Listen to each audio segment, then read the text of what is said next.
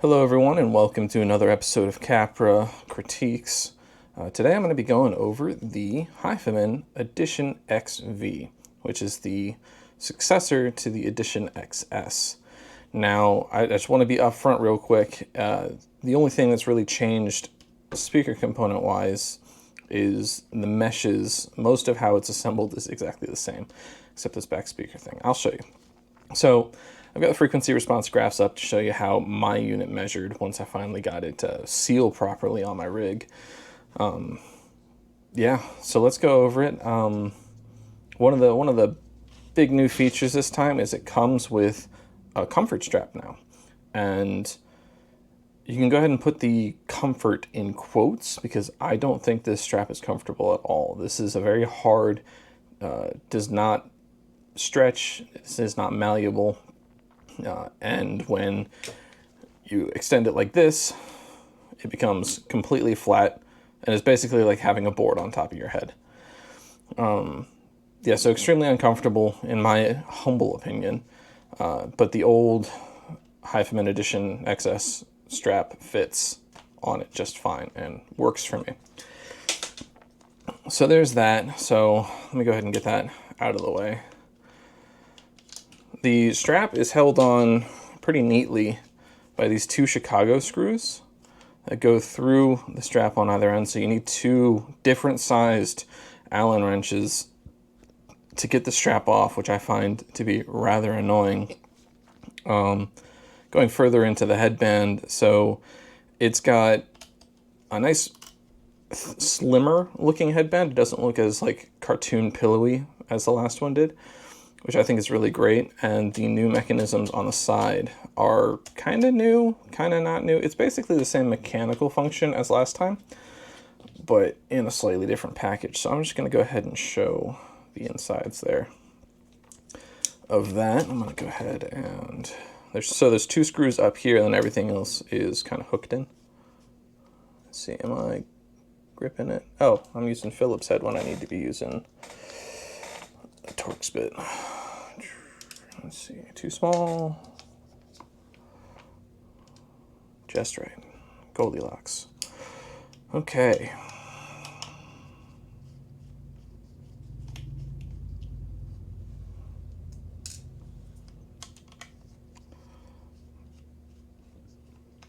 Okay, so two screws. I believe I can just get fuck. Ha ha! Anyways, yeah, so it's hooked in with this little tacked on metal bit. It's hooked under there and under here, so you gotta pull it out in an outward direction to get to there. Okay, so now that's off. That's tack welded on, I believe. Looks like. So those may break over time. I know there was a problem on the MM100s and the Maxwells with their tack welding on their spring steel headband. So now we go to Phillips head. And there's two screws holding in this little clip.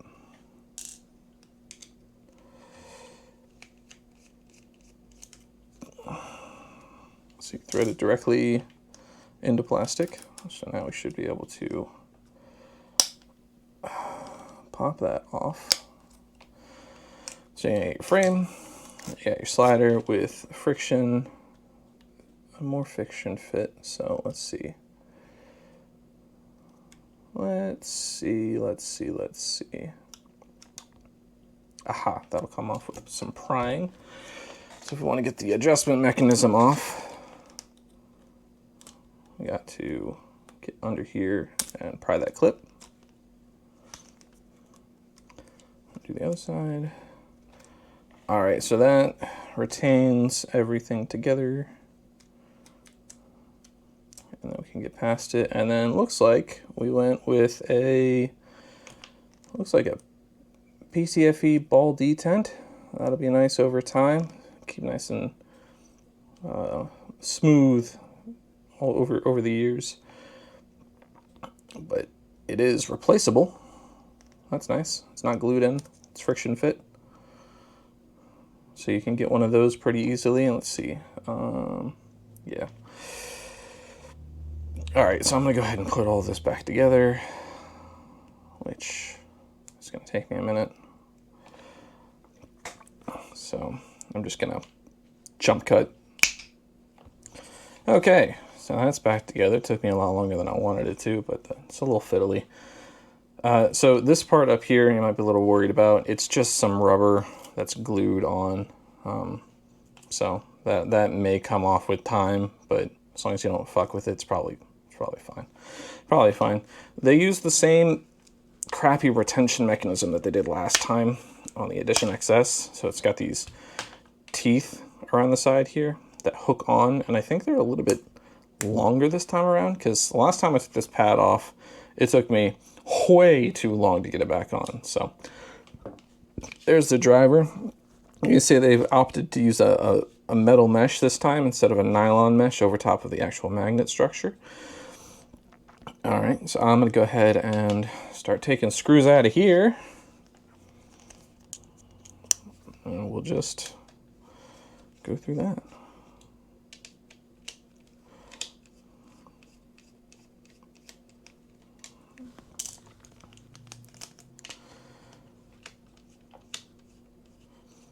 Now, aesthetically, I think these look way better than the Edition XS.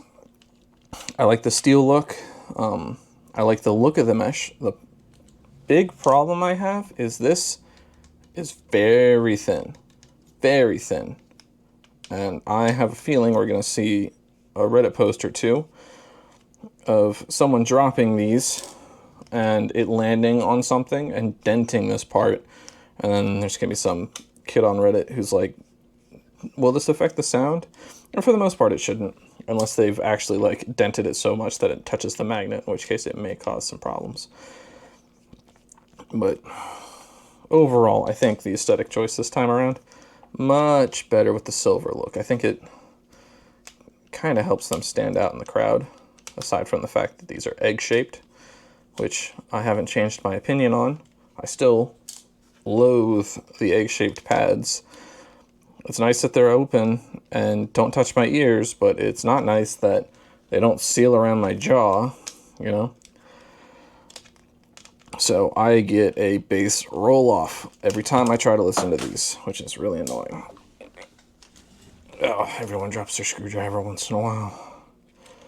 Alright, so it looks like, yep, as simple as that to take the driver out. Nothing covering the back this time. There used to be, on the XS, there was some nylon mesh there before. Let's see. I don't think we're going to be able to get out. Yeah, I don't think we're going to be able to get this mesh out without taking these screws off the side, if we can at all. Yeah, I'm going to have to get like vice grips out to get that off, so I'm not going to worry about it. But yeah, let's take a look at the driver. The driver is discreet. It's nice to see. You can pop it out and replace it really easily. It's got the nice 3.5 millimeter connector. We love to see 3.5 millimeter connectors.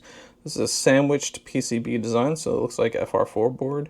Very thick FR4 board with the diaphragm sandwiched between it and the magnet structure in the FR4, which looks like it's glued into place. And then you've got all these bolts. Ooh, that's a loose one. Look at that one. Is that the one I was... Yeah, that's the one I was messing with earlier. That's this one. Tighten that back up. Yeah, discrete design. So, you know, if modders want to make a new chassis for this, I don't know. I might play around with it. It might be worth it. Might be able to do something to get that little scoop there, that little scoop at 2K. Don't like that personally, so I'd want to bring that up. The treble on this time is a lot nicer in my opinion, but I still get that bass roll off, so I'd have to figure out a solution with the pads.